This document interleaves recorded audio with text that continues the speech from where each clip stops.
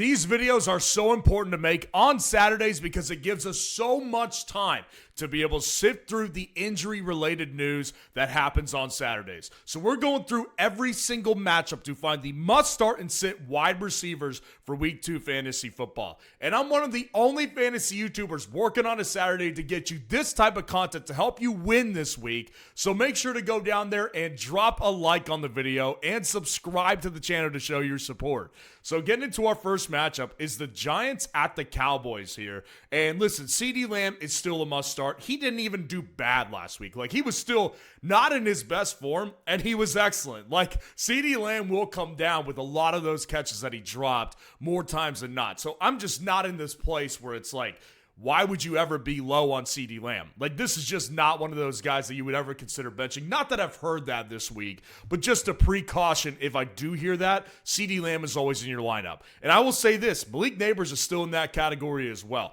I mean, this was a first-round draft pick for you in all likelihood in fantasy football. And I get it. Like, I am ready to see Russell Wilson get kicked to the curb for Jackson Dart as well. But the reality is we're not there yet. But even still, Malik Neighbors, he's just way too important in this offense. The target share, the routes run, like, he's clearly their wide receiver one. So in my opinion, even against the Cowboys defense that actually looked a little better than I expected last week, I still think Malik Neighbors is must start. And George Pickens is definitely a higher end flex this week. I think the matchup could fit him a little bit better, and I do think that there will be maybe more emphasis to get George Pickens the ball this week. So he definitely has actually kind of risen up in my rankings over the last several days because I've been thinking on it, and I do think that George Pickens will start to complain very soon if he doesn't get the ball more. And I think they realize that they should have gotten him the ball more last week. So I'll go Pickens as a high-end flex. And I'll mention Wan'Dale Robinson's name in the sit category because I do think, listen, if you're in a full PPR league, Wan'Dale's always been kind of a secret type of floor play that most people just don't really count on because he doesn't have any upside outside of that. And still there's no upside. But I will say, like, if you need just like a stable floor play, we're not at that point of the season where I think most teams are considering that, but I do think Wan'Dale could be considered for a roster spot, which is why he's in the sit category. The Seattle Seahawks at the Pittsburgh Steelers is our next matchup here. And Jackson Smith-Njigba is obviously must start. The guy had like a 50% target share in week 1. You can find those numbers on fsroundup.com where you can see all the stats for free. That was legit. You will see that continuously because Cooper Kupp just isn't good anymore, and Torrey Horton's not going to do much right now. And then DK, I have said this.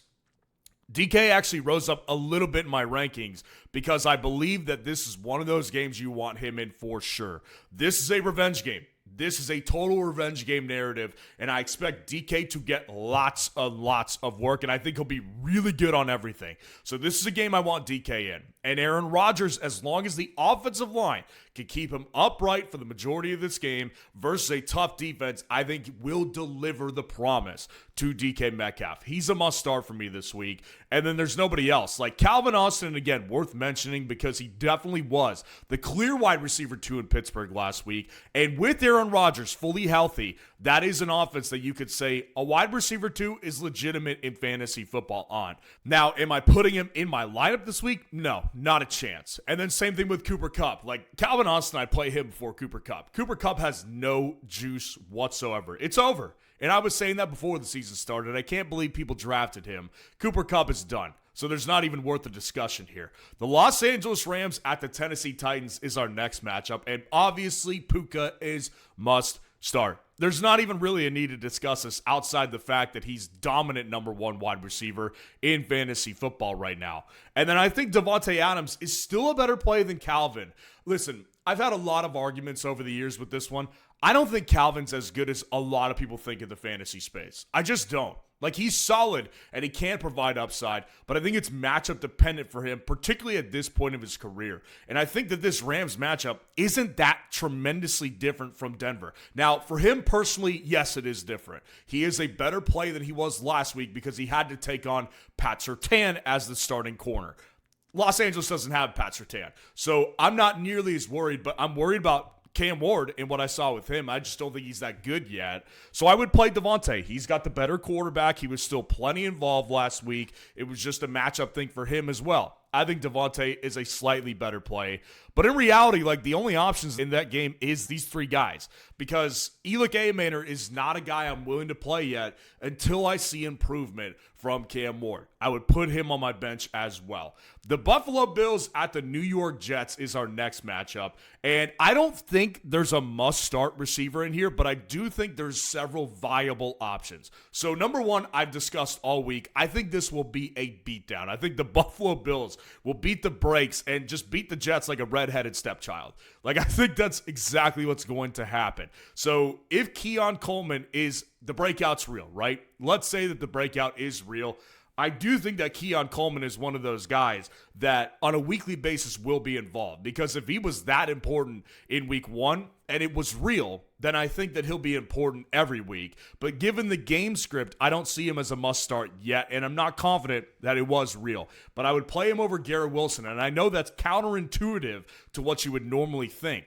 But Garrett Wilson, again, I think this Jets offense will look belittled in this game. So even with the game script being in a throwing favor for the Jets, I still think that as bad as the offense looks, as I think they will look, Garrett Wilson just won't have that much upside. But I would play him over Khalil Shakir, who is definitely a good PPR guy on a weekly basis, I think. But I will also say this, if Keon's breakout is real, then Khalil Shakir definitely doesn't have the upside that I once thought he did at the beginning of the offseason. And then I would sit Josh Palmer. I think that was product more than anything of the game script last week. They had to catch up and they had to throw all game because they were trailing the Ravens and it was a high-scoring game. I don't think we see Josh Palmer much more relevant in many more contests this year for the Buffalo Bills. Now, I will say this. These are all my opinions on what you should do in start-sit categories. And let's say I don't have time to answer your question in the comments. What you could do on FS Roundup, this is really cool that my partner just added. You can go to FS Roundup and go to the Roundup stats page and pose a poll to everybody on the site for them to be able to answer if you have a question like Keon Coleman or Garrett Wilson, start which player. You can put a poll up now on FS Roundup and have everybody answer the question so you can get a majority vote. It's super cool. I haven't seen this on any other site, and it's totally free. So go to fsroundup.com, go post a poll right now, and just see where everybody else in the community is stacking up and how they would play it out on their own fantasy team. Now, getting into our next matchup is the New England Patriots at the Miami Dolphins here. And listen, I think Jalen Waddle is going to turn out to be my more preferred guy this week, even though I actually ranked Tyreek one spot above him. Now, I want to make it clear, I think I was wrong already on Jalen Waddle. I think he's not going to be a top 10 guy like I said I thought he had the potential to do. The Dolphins look cooked already. So I don't think either one of them has great upside, but I will tell you this. The problem I had with all offseason with Tyreek, outside of just him regressing as a player, is the distractions. And of course, this week, again, we're getting more domestic violence claims from Tyreek Hill's ex-wife now. I don't know if it's true or not. I'm not here to discuss the legalities of that. But what I am saying is it poses a distraction in that locker room, and I think Tyreek is quickly falling out of favor there. So I actually would play Jalen Waddle over Tyreek Hill. But I would say this. I'd play Tyreek over Kayshon Boutte and Stephon Diggs, who I think are mid-tier flexes. And I do prefer Kayshon, by the way. Even though Kayshon was dealing with injury for a good part of the week, Kayshon Boutte appears to be playing, and I think that he's just a better, more explosive player than Diggs. Prove me wrong, honestly. Like, I'm dead serious. Prove me wrong on that. Stephon Diggs is 30, in his 30s, coming off an ACL tear, and he just wasn't that important down the field. Boutte was the one getting pushed the ball down the field. So I'm going Kayshon Boutte. I don't care what anybody says. And let me know if you have any other different thoughts on that. And again, pose that poll on FS Roundup and see what everybody else thinks. I guarantee you it may be closer than you think. But I'm sitting Demario Douglas of the New England Patriots as well. The Jacksonville Jaguars at the Cincinnati Bengals is our next matchup. And obviously Jamar Chase is must start. Do not ever pivot off of Jamar Chase. Brian Thomas Jr. is also a must start. Do not pivot off of Brian Thomas Jr. either. T. Higgins is definitely a better play this week. It's a worse defense. They're at home. I believe another game gives them more offensive power because they always start slow, and I tried to tell people this last week, but nobody wanted to listen to me. T. Higgins will be a better play this week. You can count on that. I'm totally fine with playing T. Higgins over guys like Keon Coleman, Jalen Waddle, George Pickens. I would play T. Higgins in most situations in the flex. And Travis Hunter, I do think is not that far behind just based off of usage last week, but I still do think that there needs to be time that gets developed before I say that he is getting into must-start territory for me again. Because I did have him as a must-start player last week, and he flopped. But I will just say the usage was definitely there for Travis Hunter, and I think it will continue to be so. And in a matchup like this, he could definitely have a big breakout type of week. The next matchup is the San Francisco 49ers at the New Orleans Saints, and due to quarterback situations on both sides. If you haven't seen, Brock Purdy is out. So it's Mac Jones as a San Francisco quarterback versus Spencer Rattler. What a game this is going to be, right? This is going to be awesome. And I will say for that reason, there's no must-starts. I at one time would have had Ricky Pearsall as a must-start considering the Juwan Jennings injury and all the other injuries they've had with George Kittle as well.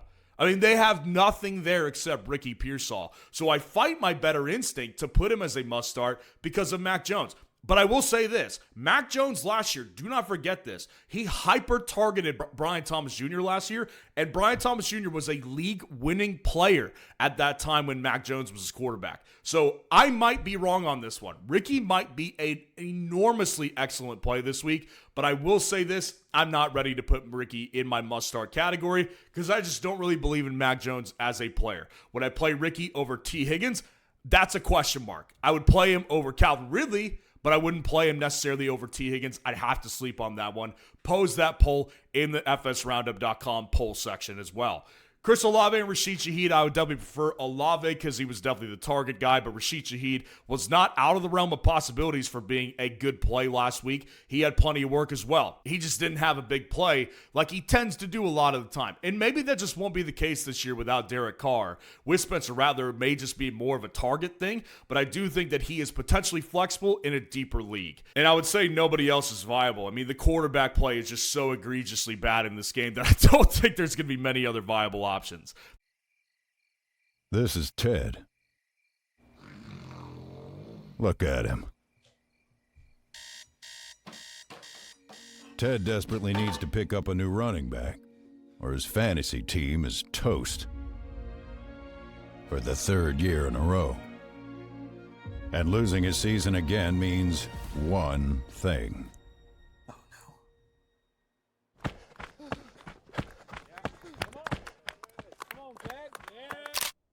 Don't be Ted.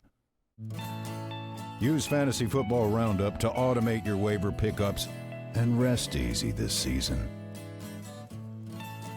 Huh. Look at him. The Cleveland Browns at the Baltimore Ravens is our next matchup. And again, as much as I like Zay Flowers, and this is going to be very important, and I want to see people's response to this, because many of you may not know, I was well above consensus all offseason on Zay Flowers. I believe in the breakout. I truly do. Last week I don't think was a fluke, but I do have to admit, obviously matchup plays a part of that because they were pouring it on the Buffalo Bills. They're not going to have to score that many points this week. It's going to be a 24-6 type of beatdown, and in a weather game that potentially could get a little ugly, I don't think that he's a must-start player when I consider the fact that I think Henry is going to run all over this team this week. So I don't think of Zay as a must-start, but I think he's a high-end flex, but I would probably play T. Higgins over him, but I'd play him over Ricky Pearsall, just to give you an idea. Jerry Jeudy, Cedric Tillman, just because of game script, are going to be higher-end flex options. And the split between these two guys was basically identical. Like, these guys basically ran the same amount of routes on the same amount of snaps. They were both on the field at the same time, and they both had the same amount of targets. So maybe there's a chance Cedric Tillman is Joe Flacco's number one, but I will say that this game, again, could get ugly, and I think that the weather could be very ugly. And Joe Flacco, unpopular opinion here, is someone that you can't rely on every single week to provide great fantasy upside for a wide receiver. We saw plenty of games last year with him in Indianapolis where wide receivers weren't that relevant in fantasy. So just keep that in mind. And then Rashad Bateman, again, in the game script, I don't think it's worth playing. The Chicago Bears at the Detroit Lions is our next matchup. And I've got Amon-Ra St. Brown still as a starter. Again, don't waver off him. He's in the, not Jamar Chase class, but he is in that same relativity scale of you do not bench this player this early. You always keep Amon-Ra St. Brown in your lineup, and that's it as far as must starts. But I think the flex options are strong. Rome Odunze, DJ Moore, and Jamison Williams, they're all basically in a similar tier for me, and I think they all have viability as a high-end flex option.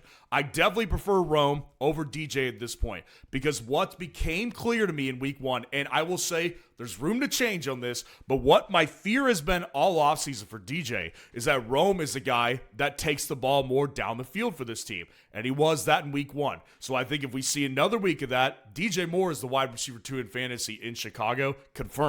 But I'm going to stick with my gut and play Rome over DJ. And I'll play DJ over J-Mo still because of the fact that I, again, said this all offseason, Detroit's offense was going to go through some growing pains, and they would not be able to maximize everybody like they did last year. I get it. They signed J-Mo, but he just wasn't that involved last week and just not that good. So I'm not ready to put J-Mo above those two Bears wide receivers here. And then obviously our two rookies, Isaac Tesla and Luther Burden. I just don't think you could put either one of those guys in your lineup at this point until we see more growth from either offense.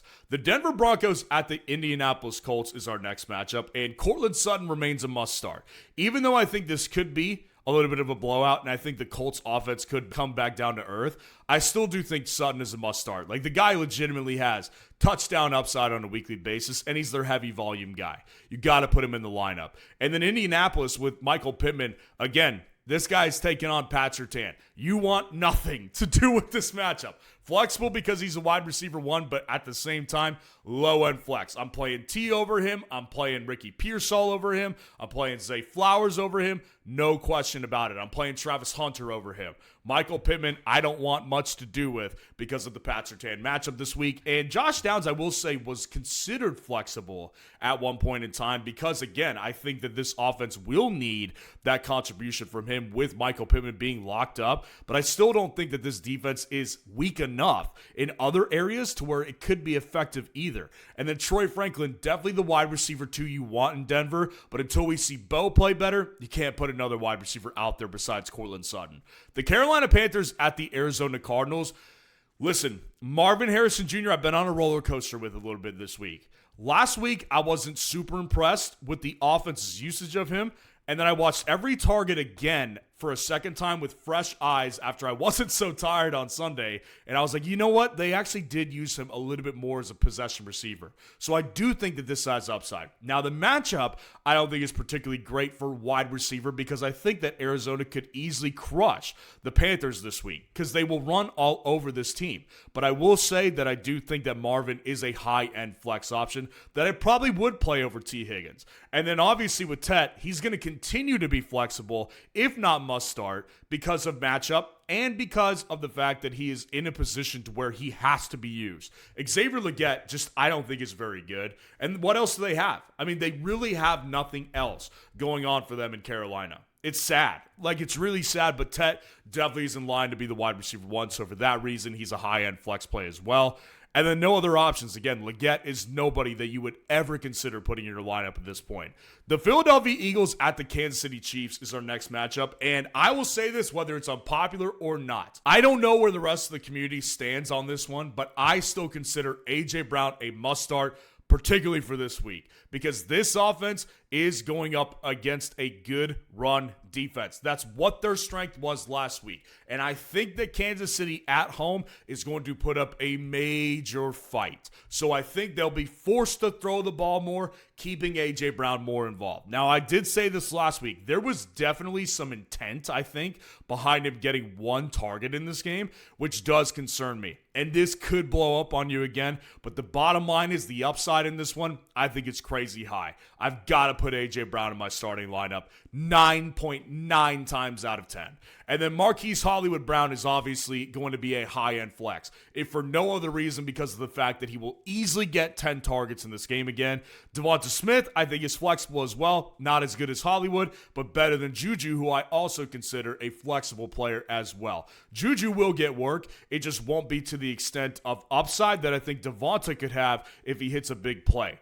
The next matchup is our Sunday night game, Atlanta Falcons at the Minnesota Vikings. And I think that Justin Jefferson has to be in your lineup still for obvious reasons. And Drake London as well. Drake London and Darnell Mooney were cleared to play. Now, I think that this is going to be a tough matchup for Atlanta. I think they could get easily beaten in this game, which is why I don't have Mooney as a flexible player. I want to see what his work is going to be like the week that he comes back before I put him in flexible territory for you guys. I'm not putting him in harm's way on anybody's team that watches my channel yet. I'm not there yet because I think the matchup is too brutal, and we just saw him out for like more than a month, so we don't know what he's going to look like coming back. And then Adam Thielen, at this point, listen, J.J. McCarthy just wasn't good enough last week to supply multiple options. He's going to pepper J.J. with targets, and maybe Thielen and Naylor get like 5 targets combined. But what's the upside on those targets? He just wasn't that good last week, so I'm not putting another Minnesota Viking out there as well. You've got your 2 number ones on each team that are must-starts, and nobody else is flexible to me.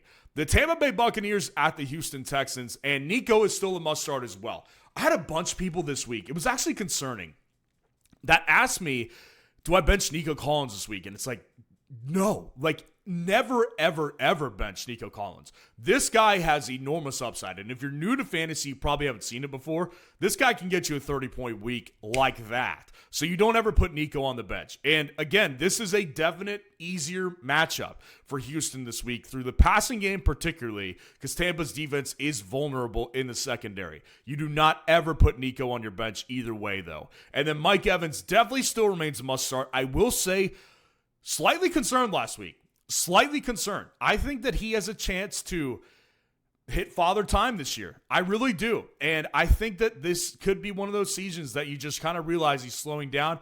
But I'm not there yet, obviously, because they have really not much options to speak of. And Emeka Egbuka as well is just as good of a must-start. Emeka Egbuka is in a position where, honestly, he could continue to outperform Mike Evans easily in fantasy. And I also think that Mike is going to be seeing a lot of Derek Stingley in this game, which is, again, a corner you have to factor in when you're talking about fantasy football. So I think there's a Emeka Egbuka breakout chance once again in this game, but I also do think that Mike still will be the preferred target in this offense for Baker Mayfield. But that being said, Baker is still good enough to supply 2 great options in fantasy, which is why Mike and Emeka Egbuka are must-starts this week. And then in Houston, it's so messy. Like, I do think that there's a chance that Jaden Higgins could be flexible. I've got him as a lower-tier flex option. But Jalen Noel, we didn't see much work. Christian Kirk is not coming back. And Xavier Hutchinson just wasn't that involved on his work last week. So the only guy I could see being playable is Jaden Higgins, but I'm not clamoring to play him by any stretch of the imagination. The last matchup of the week, the Los Angeles Chargers at the Las Vegas Raiders. I've been saying it all week. I think this game could be really scrappy and very competitive. That being said, Ladd McConkey remains a must-start. Don't waver on this one either. Ladd had a underwhelming week because of Quentin Johnston and Keenan, but Ladd was still the leader in routes run and the leader in snap count. Again, you can find all the in-depth info that matters for fantasy for free on fsroundup.com. And you can check that out for yourself because Ladd definitely is still showing to be their number one. But I will say the upside is cut a little bit because of Keenan particularly, who I do think is a very flexible play this week. But I prefer Johnston because I think there's a chance that breakout could have been legitimate. I'm not going out on a limb and saying it was. I would say Keon's was more real than Quentin Johnston's, but I would also say that Quentin Johnston is definitely in good flexible territory this week. But I wouldn't play either of those guys over Jacoby Myers. Listen, Justin Herbert was great last week, but I will tell you this. Geno Smith can still provide fantasy options as a quarterback. Like, he can. He threw over 300 yards last week, and he could do it again against the Chargers, who were weaker in the passing game as well last week. So Jakobi Meyers, to me, as long as he's that wide receiver one, and the fact that Brock Bowers, as of the time of this filming, looks like he could miss this game, I think Jakobi Meyers is a very high-end flex play. So let me know what matchup you like and what you're avoiding this week in fantasy football. And if you want to see the top 30 wide receivers for week 2, click on this video right here.